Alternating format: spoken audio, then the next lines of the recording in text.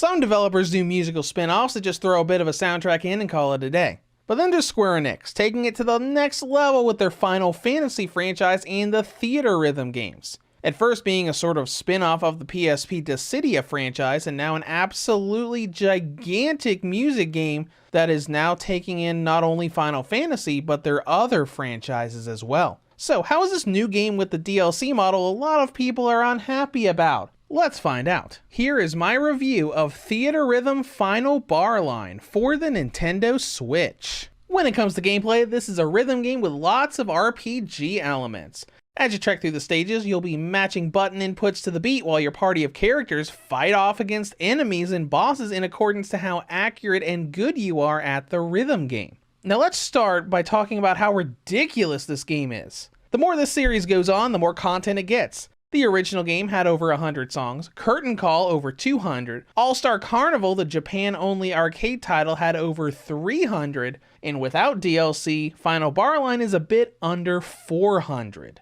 We also have over 100 playable characters, 2 more than Carnival had and 33 more than Curtain Call.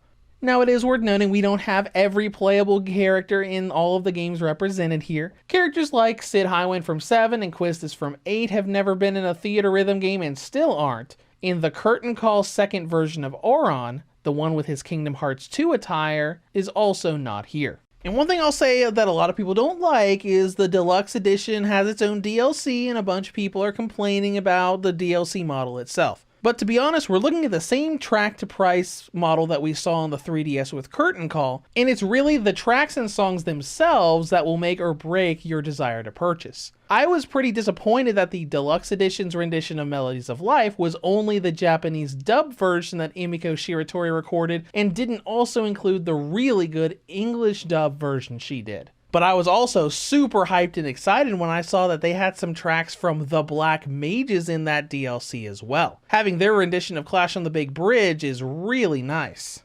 But let's talk about what you do in the game.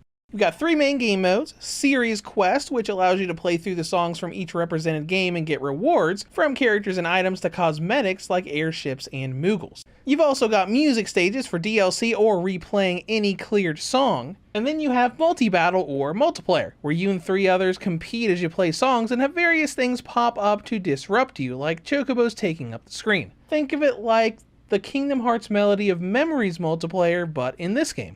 Now, Series Quest is what you'll be doing the most. We have 27 games or series of games represented here. Everything that was in Curtain Call and Carnival came back, along with some newer stuff, like the Final Fantasy VII Remake, Stranger in Paradise, and nearly double the representation of the Dissidia franchise. Now what you do here is like the demo. You can choose one of the demo games to trek through and must completely clear one of them to be able to use the keys you gain in each series to open up anything else you want. But do note that you have to completely clear one of the demo represented games to be able to unlock anything you want. If you only go through half of it to get a world key, you'll only be able to unlock other games from the demo. You gotta do at least one clear before you can dive into the rest. And then brings us to how you do all this fun stuff. Unlocking worlds will give you access to playable characters, and each character has their own typing, class, set of abilities, and different things they bring to the table. Garnet and Yuna help enhance the summon mechanic, while Vivi and Terra bring forth double spells with their magic. There's actually a lot of depth to the party formation with what everyone's stats are, abilities that they have, and what they gain as they keep leveling up and get stronger. It isn't necessarily just who your favorite characters are, but making a balanced party that will help you in each stage. It's more the unlockable airships and Moogle costumes that are more cosmetic for whatever you want. And that brings us to the gameplay. This is a rhythm game that looks like an RPG.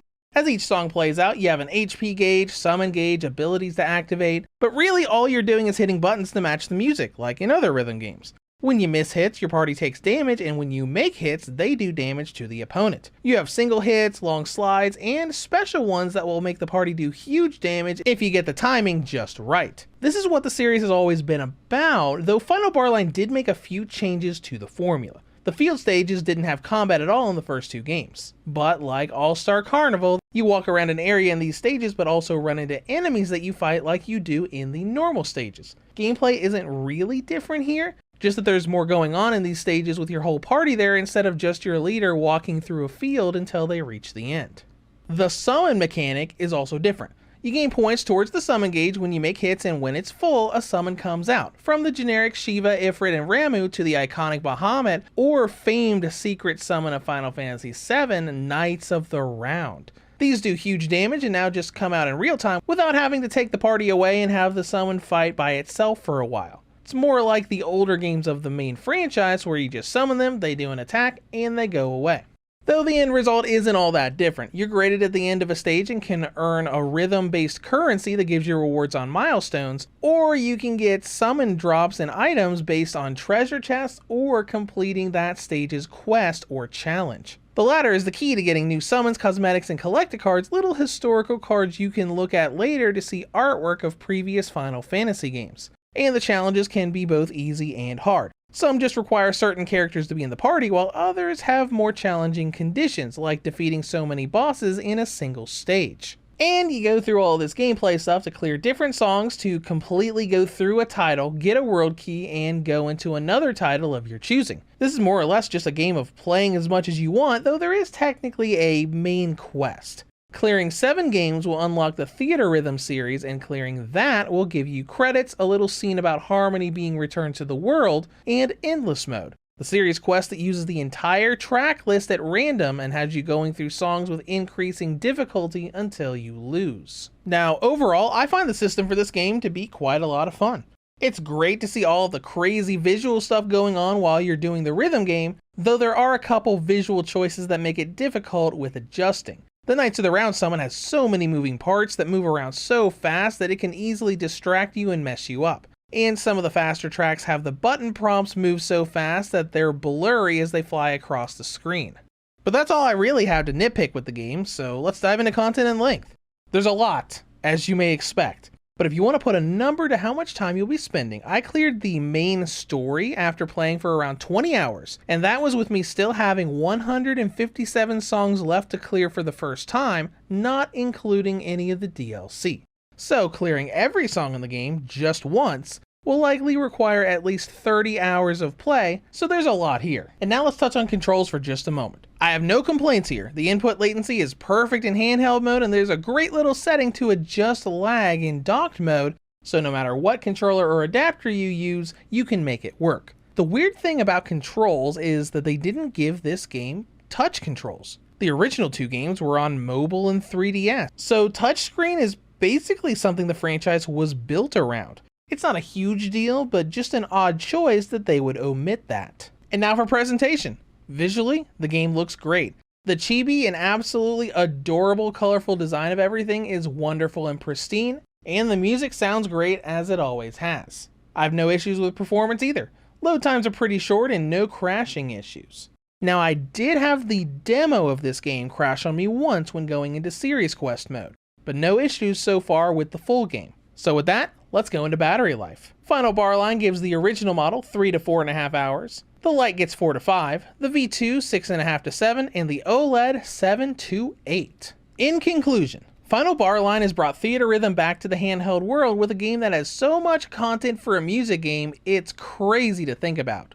While I will admit that some of the visuals on screen can be distracting and the lack of touch controls is an odd design choice. But this game's depth with its class and ability system tied with almost 400 songs at launch make up for this. If you're a fan of Final Fantasy music, it would be a disservice to pass this game up, be it on Switch or PlayStation. Reviews to go rates Theatrhythm Final Bar Line for the Nintendo Switch a 9 out of 10. If you have any comments or questions, feel free to leave them below. Thank you for watching, and have a great day.